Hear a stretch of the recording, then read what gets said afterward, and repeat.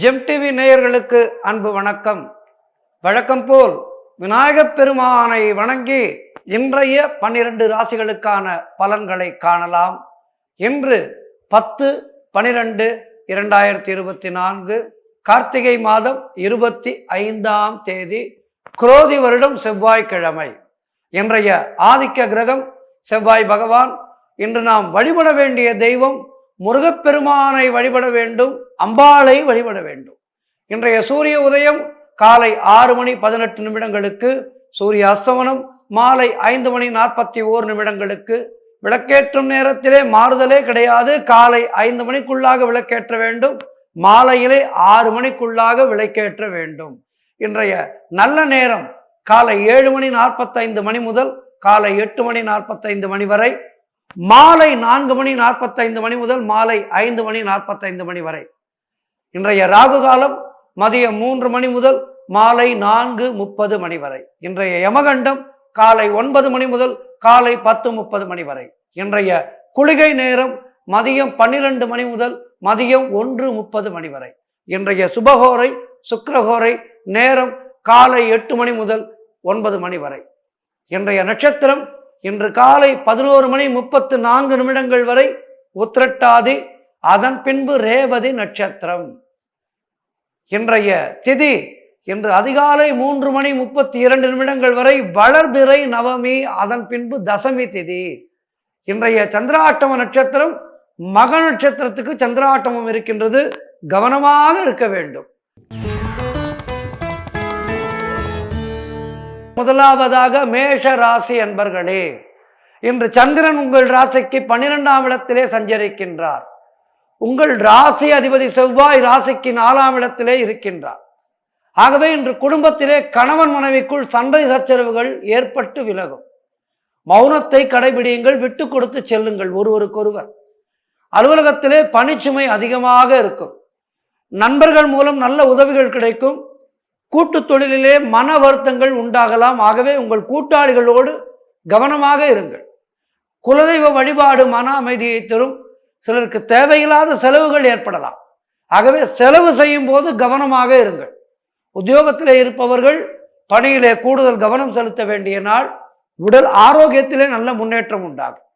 திருமணம் சம்பந்தப்பட்ட சுபகாரிய பேச்சுவார்த்தைகள் சற்று தள்ளி போகும். வீடு வண்டி சம்பந்தமான விரய செலவுகள் சிலருக்கு ஏற்படலாம். காரிய தடைகள் ஏற்பட்டு விலகக்கூடிய நாள். ஆகவே இன்றைய நாளிலே நீங்கள் முருகப்பெருமானை வணங்குங்கள். கந்தர் அனுபூதி படியுங்கள். கந்தர் அனுபூதி என்பது மிகச்சிறந்த மருந்து நமக்கெல்லாம். ஆகவே இந்த கந்தர் அனுபூதி படியுங்கள். காரிய தடைகள் எல்லாம் விலகும். வாழ்த்துக்கள். அடுத்ததாக ரிஷபராசி அன்பர்களே, இன்று சந்திரன் உங்கள் ராசிக்கு 11ஆம் இடத்திலே சஞ்சரிக்கின்றார். உங்கள் ராசி அதிபதி சுக்கிரன் ராசிக்கு 9ஆம் இடத்திலே இருக்கின்றார். ஆகவே இன்று நீங்கள் நினைத்ததெல்லாம் நல்லபடியாக நடக்கக்கூடிய நல்ல நாள். குலதெய்வ வழிபாடு அனுகூலத்தை தரும். முன்னோர்களுடைய ஆசீர்வாதம் பரிபூர்ணமாக கிடைக்கின்ற நாள். கணவன் மனைவியிடையே நல்ல ஒற்றுமை ஏற்படும். குழந்தைகளால் மகிழ்ச்சி உண்டாகும். உறவினர்களால் நல்ல ஆதாயம் உண்டாகின்ற நாள். தந்தை வழி சொத்து கைக்கு வரும். புதிய முயற்சிகள் வெற்றியை தரும். உங்களுடைய காரியங்கள் அனைத்தும் கைகூடி வருகின்ற அற்புதமான நாள். உத்தியோகத்திலே சம்பள உயர்வு, பதவி உயர்வு, நீங்கள் கேட்கின்ற இடத்திற்கு இடமாற்றம் போன்றவை சிலருக்கு கிடைக்கும். திருமண பேச்சுவார்த்தைகள் சுபமாக முடியும். உங்கள் இல்லத்திலே யாருக்கு திருமண வயது இருக்கின்றதோ அவர்களுக்கு திருமணம் நிச்சயமாகும். சுபகாரியங்கள் கைகூடி வரக்கூடிய நாள். ஆகவே அற்புதமான நாளாக இருக்கின்றது. முருகப்பெருமானை வணங்குங்கள், அம்பாளை வழிபடுங்கள். வாழ்த்துக்கள். அடுத்ததாக மிதுன ராசி அன்பர்களே, இன்று சந்திரன் உங்கள் ராசிக்கு 10ஆம் இடத்திலே சஞ்சரிக்கின்றார்.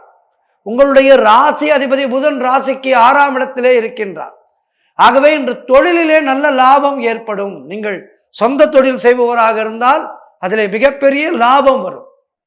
அதேபோல் உத்தியோகத்திலே இருப்பவராக இருந்தால் திடீரென உங்களுக்கு பதவி உயர்வு, சம்பள உயர்வு கிடைக்கும். எடுக்கும் முயற்சிகளில் அனைத்தும் நல்ல வெற்றியை தருகின்ற நாள். எதிர்பார்த்த பணம் கைக்கு வரும். சுபகாரியங்கள் நடக்கக்கூடிய அற்புதமான நேரம் வந்துவிட்டது. வேலை இல்லாதவர்களுக்கு நல்ல வேலை கிடைக்கும். உழைப்புக்கு ஏற்ற ஊதியம் கிடைக்கின்ற நாள். கடன் பிரச்சனைகள் முற்றிலுமாக தீரும். பொருளாதார வளர்ச்சி உண்டாகும். குடும்ப ஒற்றுமை சந்தோஷத்தை தரும். காரிய தடைகள் விலகும். வீடு வண்டி வாகன மாற்றம் ஏற்படும். சிலருக்கு குழந்தை பாக்கியம் உண்டாகலாம். ஆகவே இல்லத்திலே குழந்தை தவிழுகின்ற நேரம் வந்துவிட்டது, நல்ல செய்தியை மருத்துவர் சொல்லுவார். ஆகவே அந்த செய்தியை கேட்டு உடல் நலத்தை பேணி காத்து கொள்ளுங்கள். நல்ல சத்சந்தான பாக்கியம் ஏற்படுகின்ற நாள். வாழ்த்துக்கள். முருகப்பெருமானை வணங்குங்கள், அம்பாளை வணங்குங்கள். வாழ்த்துக்கள். அடுத்ததாக கடகராசி அன்பர்களே, இன்று சந்திரன் உங்கள் ராசிக்கு 9ஆம் இடத்திலே இருக்கின்றார். ஆகவே இன்று உங்களுக்கு பூர்வீக சொத்து வகையிலே ஏதேனும் வழக்குகள் இருந்தால் அவை வெற்றிகரமாக உங்கள் பக்கம் முடிந்து உங்களுக்கு பங்கு வந்து சேரும். உங்களுடைய புதிய தொழில் முயற்சிகள் எல்லாம் வெற்றியை தரும். கணவன் மனைவியிடையே நல்ல ஒற்றுமை உண்டாகும். நினைத்த காரியங்கள் நல்லபடியாக நடக்கும். கூட்டு தொழிலிலே நல்ல லாபங்கள் வரக்கூடிய நாள். வேலை மாற்றம் சிலருக்கு ஏற்படும். அது நல்ல மாற்றமாக இருக்கும்.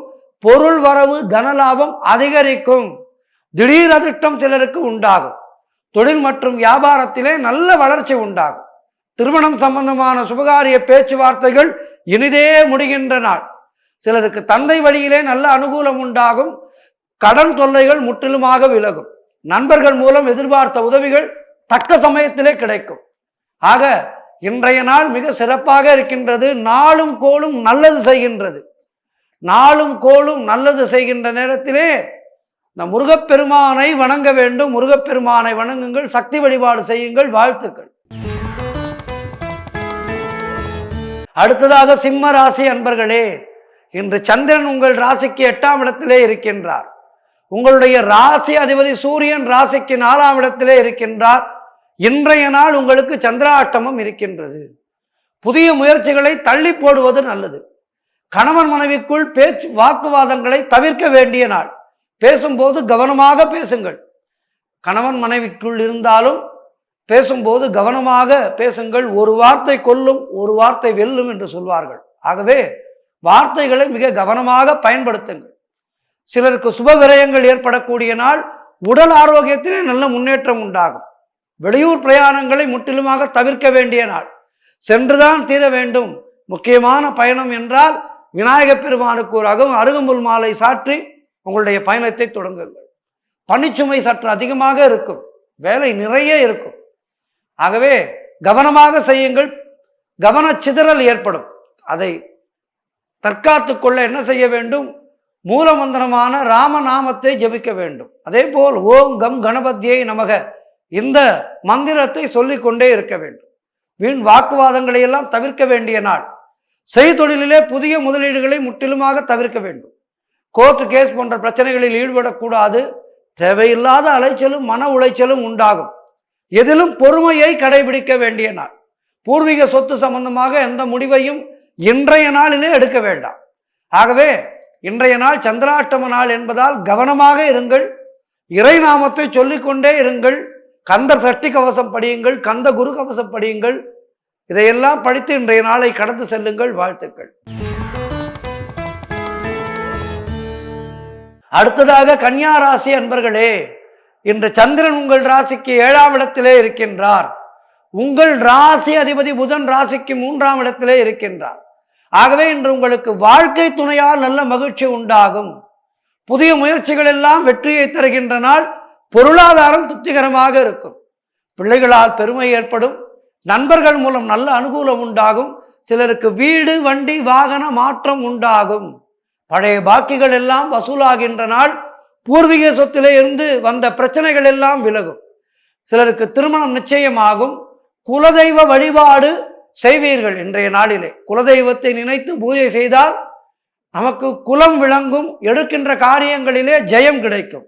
ஆகவே இன்றைய நாளிலே குலதெய்வ வழிபாடு செய்யுங்கள். அதே போல் உறவினர்களோடு இருந்து வந்த மன வருத்தங்கள் எல்லாம் தீருகின்ற நாள். தொழில் மற்றும் வியாபாரத்திலே நல்ல முன்னேற்றம் உண்டாகும். அலுவலகத்திலே இருந்து வந்த நெருக்கடிகள் எல்லாம் குறையும்.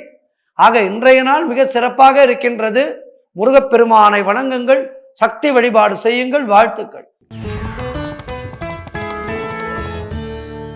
அடுத்ததாக துலாம் ராசி அன்பர்களே, இன்று சந்திரன் உங்கள் ராசிக்கு 6ஆம் இடத்திலே இருக்கின்றார். உங்களுடைய ராசி அதிபதி சுக்கிரன் ராசிக்கு 4ஆம் இடத்திலே இருக்கின்றார். ஆகவே இன்று நீங்கள் எதிர்பார்த்த காரியங்கள் சுபமாக முடியும், சுலபமாக முடியும், சுபமாக முடியும். அலுவலகத்திலே வேலை பளு அதிகமாக இருக்கும். தேவையில்லாமல் மற்றவர்களுடைய விஷயங்களிலே தலையிடக்கூடாது. குலதெய்வ வழிபாடு வெற்றியை தரும். வீண் வாக்குவாதங்களை எல்லாம் தவிர்க்க வேண்டிய நாள் இன்றைய நாள். காரிய அனுகூலம் உண்டாகும். சிலருக்கு மேலதிகாரிகளால் நெருக்கடிகள் உண்டாகும். வெளியூர் பயணங்கள் வெற்றியை தரும். பொருளாதாரம் நெருக்கடியாக இருக்கின்றது. உத்தியோக உயர்வு, பணியிட மாற்றம் போன்றவை ஏற்படும். ஆகவே இன்றைய நாளிலே நீங்கள் கவனத்துடன் இருக்க வேண்டும். முருகப்பெருமானை வணங்குங்கள். ஓம் கம் கணபதியை நமக என்ற மூல மந்திரத்தை, விநாயகப் பெருமானுடைய மந்திரத்தை மனதுக்குள் உருப்போட்டு கொண்டே இருங்கள். வாழ்த்துக்கள். அடுத்ததாக விருச்சிக ராசி அன்பர்களே, இன்று சந்திரன் உங்கள் ராசிக்கு 5ஆம் இடத்திலே இருக்கின்றார். உங்களுடைய ராசி அதிபதி செவ்வாய் ராசிக்கு 9ஆம் இடத்திலே இருக்கின்றார். ஆகவே இன்று உங்களுக்கு பண வரவு அதிகரிக்கும். செய்யும் செயலிலே பெயரும் புகழும் கிடைக்கும். உறவினர்களோடு இருந்து வந்த மன வருத்தங்கள் எல்லாம் தீருகின்ற நாள். சிலருக்கு வேலையிலே காத்திருந்த இடமாற்றம் அமையும். முன்னோர்களுடைய சொத்திலே இருந்து உங்களுக்கு வரவேண்டிய பணம் கைக்கு வரும். அதாவது ஒரு சில இல்லங்களிலே தேவையில்லாத விஷயத்தை, ரொம்ப சின்ன விஷயமாக இருக்கும், சின்ன விஷயத்துக்காக கோர்ட்டுக்கு போவார்கள். கோர்ட்டுக்கு போனால் எந்த விஷயமும் உடனடியாக முடியாது. அதுவும் இந்த சொத்து விஷயங்களுக்கான வழக்குகள் எல்லாம் பல வருட காலம் இழுத்தடிக்கும். அதற்கு நீங்கள் வழக்கு மன்றம் எல்லாம் போகாமல், சொந்தக்காரர்கள் தானே, பங்காளி தானே, ஒரு முறைக்கு 2 முறை அல்லது 4 முறை பேசினால் பேச பேச எல்லாமே முடிந்துவிடும். ஆகவே பெரும்பாலும் இந்த வழக்குகளுக்காக வழக்கு மன்றம் செல்லாமல் வீட்டில் இருக்கின்ற பெரியோர்களுடைய சொல்படி கேட்டு அவற்றை முடித்து கொள்ளுதல் நல்லது. இன்றைய நாளிலே நீங்கள் தொட்டதெல்லாம் பொன்னாகக்கூடிய நாள். ஆகவே இன்றைய நாளிலே இந்த வழக்கு வியாஜியங்கள் எல்லாம் வழக்கு மன்றத்துக்கு செல்லாமல் நீங்களே பேசி முடித்து கொள்ளுங்கள். சிறப்பாக இருக்கின்றது நாள். பிள்ளைகளால் பெருமை ஏற்படும். வாழ்க்கை துணையால் நல்ல மகிழ்ச்சி உண்டாகும். வியாபாரத்திலே நல்ல முன்னேற்றம் ஏற்படும். ஆகவே இன்றைய நாள் சிறப்பாக இருக்கின்றது. பயன்படுத்தி கொள்ளுங்கள். முருகப்பெருமானை வணங்குங்கள். சக்தி வழிபாடு செய்யுங்கள். வாழ்த்துக்கள். அடுத்ததாக தனுசு ராசி அன்பர்களே, இன்று சந்திரன் உங்கள் ராசிக்கு 4ஆம் இடத்திலே இருக்கின்றார். உங்களுடைய ராசி அதிபதி குரு ராசிக்கு 6ஆம் இடத்திலே இருக்கின்றார்.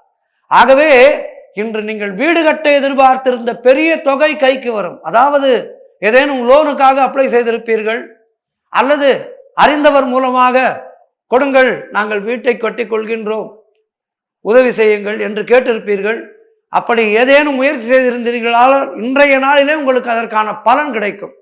மனக்குழப்பங்கள் தீருகின்ற நாள். கடன் தொல்லைகள் முற்றிலுமாக விலகும். தொழிலிலே நல்ல முன்னேற்றம் ஏற்படும். திருமணம் சம்பந்தமான சுபகாரிய பேச்சுவார்த்தைகள் இனிதே முடிகின்ற நாள். உடல் ஆரோக்கியம் சிறப்பாக இருக்கும். பொருளாதாரம் திருப்திகரமாக இருக்கும். காரிய அனுகூலம் உண்டாகும். வீடு, வண்டி, வாகன யோகம் உண்டாகும். சிலருக்கு உத்தியோக மாற்றம் ஏற்படும். தாய் வழி சொந்தங்களின் உதவிகள் எல்லாம் கிடைக்கின்ற அற்புதமான நாள். ஆகவே இன்றைய நாளிலே நீங்கள் என்ன செய்ய வேண்டும்? முருகப்பெருமானை வணங்குங்கள். சக்தி தேவியை வணங்குங்கள். வாழ்த்துக்கள். அடுத்ததாக மகர ராசி அன்பர்களே, இன்று சந்திரன் உங்கள் ராசிக்கு 3ஆம் இடத்திலே இருக்கின்றார். உங்கள் ராசி அதிபதி சனி ராசிக்கு 2ஆம் இடத்திலே இருக்கின்றார். ஆகவே இன்று உங்களுக்கு இளைய சகோதரர்கள் மூலம் நல்ல அனுகூலம் உண்டாகும்.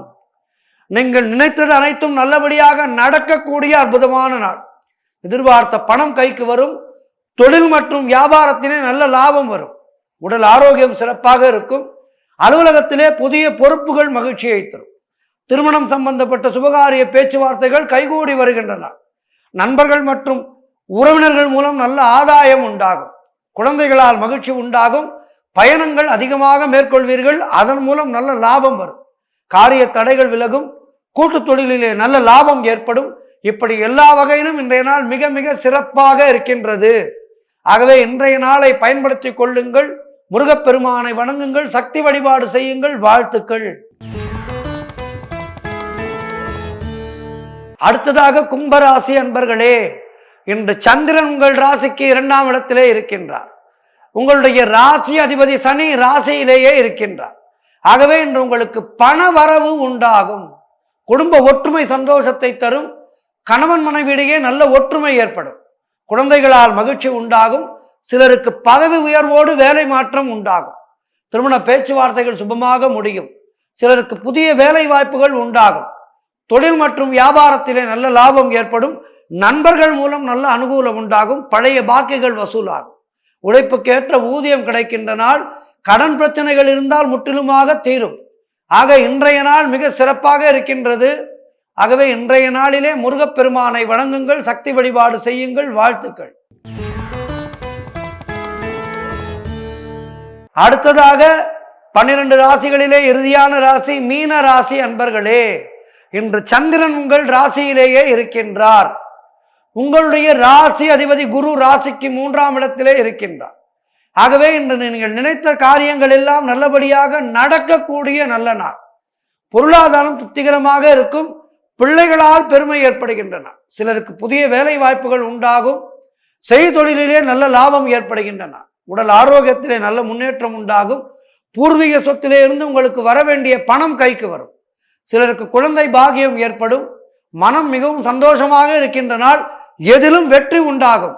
கணவன் மனைவிக்குள் இருந்து வந்த பிரச்சனைகள் எல்லாம் தீரும். ஆக இன்றைய நாள் மிக மிக சிறப்பாக இருக்கின்றது. இன்றைய நாளிலே முருகப்பெருமானை வணங்குங்கள், அம்பாளை வணங்குங்கள், மேலும் சிறப்புகளை பெறுங்கள். இன்றைய ஆன்மீக தகவல், அதாவது நம்முடைய சனாதன இந்து தர்மத்திலே பார்ப்பதையெல்லாம் கடவுளாக பார்த்தோம். எல்லாமே கடவுள். மரம், செடி, கொடிகள், மலை, கடல், நீர், ஆகாயம், காற்று, பஞ்சபூதங்களை வணங்குகின்றோம். இந்த பஞ்சபூதங்கள் நமக்குள்ளே இருந்து நம்மை ஆட்சி செய்து கொண்டிருக்கின்றன. ஆகவே எல்லாமே கடவுள் சொரூபமாக பார்க்கின்றோம். விலங்குகளை கூட பசுவை கோமாதாவாக பார்க்கின்றோம். ஐயப்பனுக்கு புலிவாகனம் என்று புலியை கூட வணங்குகின்றோம். ஆக இப்படி பார்க்கின்ற பொருளை எல்லாம் கடவுளாக பார்க்கின்றோம். எல்லாவற்றிலும் இறைவன் இருக்கின்றான் என்கின்ற அரிய தத்துவத்தை சொல்வதுதான் நம்முடைய சனாதன இந்து தர்மம். இப்படிப்பட்ட சனாதன இந்து தர்மத்திலே மரங்களை மற்றும் நீரை மிக மிக புனிதமாக வைத்திருக்கின்றோம். நீர் மிக புனிதமானது. கங்கா மாதா, யமுனா, சரஸ்வதி, நர்மதா, சிந்து, காவேரி, கோதாவரி, சரஸ்வதி, இப்படி எண்ணற்ற நதிகள் ஓடிக்கொண்டிருக்கின்றன. கங்கை ஈசனுடைய தலைமேல் வைத்திருக்கின்றார். கங்கைக்கு மிகப்பெரிய இடத்தை கொடுத்து தன்னுடைய தலைமேல் வைத்திருக்கின்றார் ஈசன். பார்க்கடலே நாராயணன் துயில் கொண்டிருக்கின்றார். மகாலட்சுமி தேவி பார்த்தீர்களானால் தாமரை பூவிலே நீரிலே அமர்ந்திருக்கின்றார்.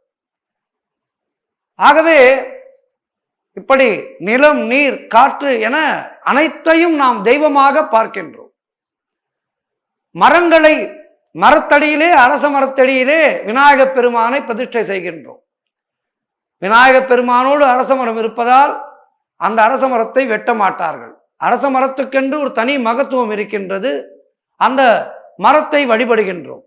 இப்படி மரங்கள் நிறைய மரவளம் சேர சேர மண்வளம் சேரும். இதிலே நாம் வெறும் ஆன்மீகத்தை வைக்கவில்லை அன்பர்களே, ஆன்மீகத்தோடு அறிவியலை புகுத்தி வைத்திருக்கின்றோம். இப்போது பார்க்கின்றோம் நிறைய இயற்கை பேரிடர்கள். மழை கூட அப்படியே விழுகின்றது. இப்படியெல்லாம் நடக்கின்றது இப்போது. ஆனால் ஒரு 60-70 ஆண்டு காலங்களுக்கு முன்னால் எல்லாம் நிறைய மரங்கள் இருக்கின்றது. நிறைய மரங்கள் இருந்து நம்மை பாதுகாத்தன. மரங்களுக்கான தன்மை என்னவென்றால், மிகப்பெரிய இயற்கை பேரிடர்களை கூட அவை தன்பால் ஈர்த்து கொண்டு நம்மை காத்து கொண்டிருக்கின்றன. அதனால்தான் மரம் வளர்ப்போம் என்று சொன்னார்கள். அதனால்தான் மரத்திலே தெய்வத்தை வைத்தார்கள். மறைமுகமாக நீ வெறுமன மரத்தை வெட்டாதன்னு சொன்னா கேட்க மாட்டோம். மரத்திலே கடவுள் இருக்கின்றான், வேம்பிலே சக்தி இருக்கின்றான், அரசிலே தெய்வம் இருக்கின்றது, இப்படி சொல்லி வைத்தார்கள் நமக்கு. அவை உண்மையும் கூட. அவற்றை ஆழ்ந்து சிந்தித்தால் தெரியும். நாம் மேம்போக்காக ஆன்மீகத்தை பார்த்தால் இறைவனை புரிந்து கொள்ள முடியாது. ஆன்மீகம் என்பது மிக ஆழமானது. அதனால்தான் யோகிகளையும் ஞானிகளையும் நாம் வணங்குகின்றோம். அவர்கள் பூரணத்துவம் அடைந்தவர்கள். அப்படி இன்றைய நாளிலே நாம் பார்க்க இருக்கின்ற ஆன்மீக தகவல் என்பது இந்த மரங்களை பற்றித்தான். அதை நாம் பார்க்க இருக்கின்றோம். பிரம்மா, விஷ்ணு, சிவன் என்ற மும்மூர்த்திகளை கூட தன்னகத்தே கொண்ட லிங்கம் சில கோவில்களிலே காணப்படுகின்றது. மும்மூர்த்திகள் அரச மரத்திலே உரைகின்றார்கள். அதேபோல் குத்துவிளக்கிலே உரைகின்றார்கள். கோமாதா பசு, அந்த பசுத்தாயிடம் மும்மூர்த்திகள் உரைகின்றார்கள். அதனால்தான் காலையிலே எல்லா பெரிய திருக்கோவில்களிலேயும் பாருங்கள், முதலிலே கர்ப்ப கிரகத்துக்கு கோமாதாவை அழைத்து செல்வார்கள். முதலிலே தெய்வத்தை கோமாதா தரிசிக்க வேண்டும். கோமாதாவை தெய்வம் தரிசிக்க வேண்டும். அதன் பின்புதான் மக்களாகிய நாம் தரிசிக்க முடியும். பசுவிற்கு எத்தனை பெரிய பேரு பாருங்கள். இறைவன் அனுதினமும் பசுவை முதலிலே பார்க்கின்றார்.